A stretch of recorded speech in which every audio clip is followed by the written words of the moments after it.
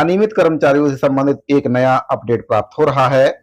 धान उपार्जन केंद्रों में काम करने वाले लगभग 2617 कर्मचारियों के संबंध में जानकारी प्राप्त हो रही है। प्रदेश में काम करने वाले समस्त धान उपार्जन केंद्रों में 2007 से लगभग 2617 अनियमित कर्मचारी कंप्यूटर डाटा एंट्री ऑपरेटर के रूप में पिछले 16 साल से काम कर रहे हैं, जिनको 9 माह का वेतन खाद्य विभाग के निर्देश पर विपणन संघ के द्वारा समिति को दिया जाता है। वहीं पर 3 माह का वेतन समिति के द्वारा दिया जाता है। इसका मतलब है कि इतने कर्मचारी जो काम कर रहे हैं, 2617 कर्मचारी, जितने भी कर्मचारी ये काम कर रहे हैं उपार्जन केंद्रों में, धान उपार्जन केंद्रों में, इन कर्मचारियों के द्वारा डाटा एंट्री ऑपरेटर का काम किया जाता है। तो इन कर्मचारियों की समस्या ये है कि कोई भी विभाग ये मानने को तैयार नहीं है कि ये कर्मचारी हमारे विभाग के हैं। तो आखिर ये कर्मचारी किस विभाग के हैं? 2007 से लगातार इनके द्वारा विभाग के द्वारा इनसे काम लिया जा रहा है। 2617 कर्मचारी डाटा एंट्री ऑपरेटर का काम कर रहे हैं। पिछले 16 साल से इनसे सेवा लिया जा रहा है और 9 महीने का वेतन खाद्य विभाग के निर्देश पर विपणन संघ की समिति को दिया जाता है। वहीं पर 3 महीने का वेतन समिति के द्वारा इनको दिया जाता है। अब इतने कर्मचारी कौन से विभाग के हैं, यह 16 साल से शासन अभी तक तय नहीं कर पाया है।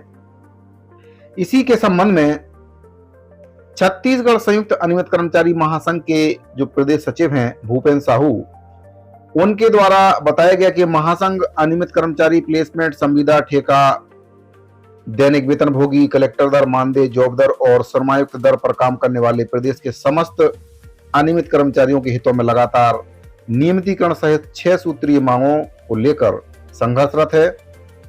कांग्रेस पार्टी के द्वारा वादा किया गया था, वादा नहीं निभाया गया है, जिसको लेकर अनियमित कर्मचारी लगातार संघर्षरत है।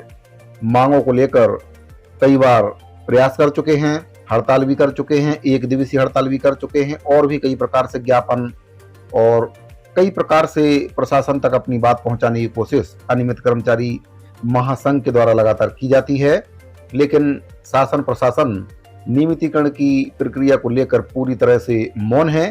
तो ये जो कर्मचारी हैं डाटा एंट्री ऑपरेटर के रूप में लगभग 16 वर्षों से काम कर रहे हैं, कोई भी विभाग इनको अपना कर्मचारी नहीं मानता है। इन कर्मचारियों के द्वारा समस्या बताई गई। मार्कफेड विभाग का कहना है कि आप हमारे कर्मचारी नहीं हैं। जिला सहकारी समिति के पास जाते हैं तो उनका कहना है कि ये हमारे कर्मचारी नहीं है। तो आखिर ये कर्मचारी किस विभाग के हैं? प्रदेश के 2617 धान उपार्जन केंद्रों के कर्मचारी कौन से विभाग के हैं? इस संबंध में छत्तीसगढ़ राज्य समर्थन मूल्य धान खरीदी कंप्यूटर ऑपरेटर कल्याण संघ के द्वारा कई बार शासन प्रशासन तक अपनी समस्या को पहुंचाया गया, अपनी समस्या से अवगत कराया गया, लेकिन इनकी बात सुनने वाला कोई नहीं है।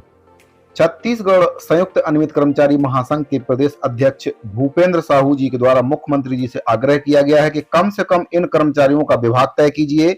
विभाग के अधिकारियों को भी इस संबंध में वरिष्ठालय को पत्राचार करना चाहिए ताकि इनकी जो समस्या है उसका समाधान जल्द से जल्द हो सके। क्योंकि अगर कर्मचारी का विभाग तय नहीं होगा तो भविष्य में अगर सरकार के द्वारा जो नियमितीकरण की योजना है अगर वो अमल में लाई जाती है तो इन कर्मचारियों का विभाग तय न होने से इनकी जानकारी शासन के पास नहीं भेज पाएंगे और ये कर्मचारी जीवन भर अनियमित के अनियमित रह जाएंगे, क्योंकि कोई भी विभाग इन कर्मचारियों को अपने विभाग का नहीं मानते हैं।